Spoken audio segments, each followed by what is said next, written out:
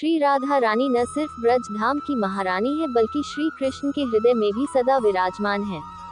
मान्यता है कि श्री कृष्ण को प्रसन्न करने या उनकी कृपा प्राप्त करने के लिए राधा नाम की धुन ही काफी है। राधा नाम के जाप से व्यक्ति को श्री कृष्ण का विशेष आशीर्वाद मिलता है और श्री राधा रानी की कृपा भी उस पर बरसती रहती है। राधा रानी को बहुत से नामों से जाना जाता है, लेकिन ब्रज में उन्हें राधा के अलावा किशोरी नाम से भी पुकारा जाता है।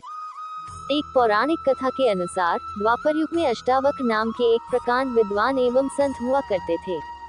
वह श्री कृष्ण के परम भक्त थे। ऋषि अष्टावक्र का शरीर अपने ही पिता द्वारा मिले हुए श्राप के कारण 8 स्थानों से टेढ़ा था, यानी कि उनके शरीर के 8 अंगों की बनावट टेढ़ी मेढ़ी थी।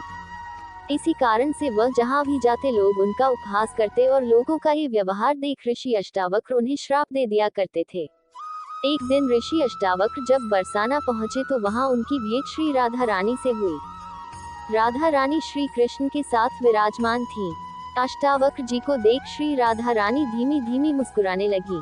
जैसे ही अष्टावक्र जी ने उन्हें यूं मुस्कुराता देखा तो वह क्रोधवश राधा रानी को भी श्राप देने लगे, परंतु श्री कृष्ण ने अष्टावक्र जी को रोकते हुए उनसे निवेदन किया कि वह श्राप देने से पहले एक बार राधा रानी के मुस्कुराने के पीछे का कारण जान लें।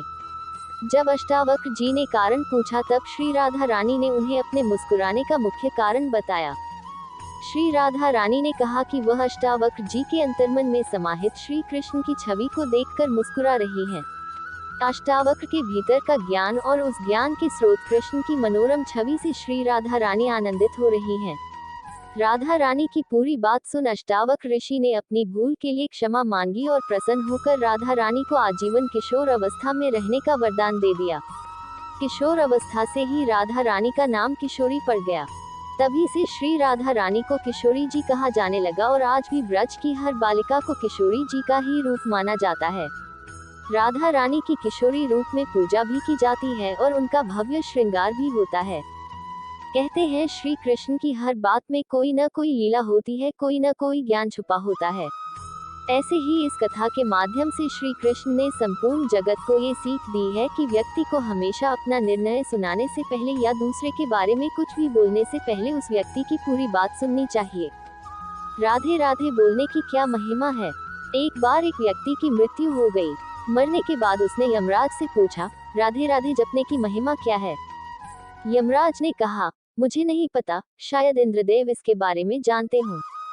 ऐसा कहकर यमराज उसे पालकी में बैठाकर खुद इंद्रदेव के पास ले गए। वहां पहुंचकर उस व्यक्ति ने इंद्रदेव से भी वही प्रश्न किया। इंद्रदेव ने कहा, मुझे भी नहीं पता, लेकिन ब्रह्मा जी को अवश्य इसका ज्ञान हो सकता है। फिर यमराज और इंद्रदेव उस व्यक्ति को ब्रह्मा जी के पास ले गए। वहां पहुंचकर उस व्यक्ति ने वही प्रश्न ब्रह्मा जी से पूछा। ब्रह्मा जी ने कहा, राधा नाम की महिमा अत्यंत है, परंतु मैं राधे राधे बोलने का सही अर्थ बताने में असमर्थ हूँ। ये केवल श्री हरि बता सकते हैं।